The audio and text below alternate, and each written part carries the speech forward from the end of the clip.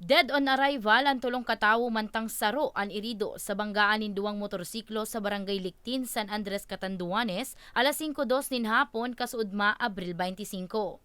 Binistoan nagadan na rider na si Kenneth Luis Suarez, 23 anyos, asin ang backgrade kaining si Alain Arcilla, 23 anyos, parehong residente kan Barangay Timbaan, San Andres, Catanduanes. Gadan man sa banggaan si Sid Arol Araujo, 39 anyos, residente kan Divino Rostro, San Andres, Catanduanes. Mantang lugadan ang Ilusyon asin backride kaining si Juvie Anbas, 22 anyos, residente kan Kabugaw, Bato, Catanduanes. Sigun kay Police Staff Sergeant Aldrin Binalya kan San Andres Municipal Police Station, pasiring sa Barangay Timbaan ang magbarkadang sinda Kenneth asin Alain.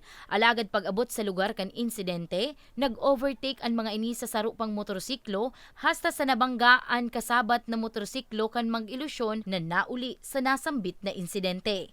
Base sa witness na out of control din yung driver kasi si Kenneth nagsisiksik daw sa sobrang bilis na sabi ng nakakita na nakapasok kaya nagbanggaan sila.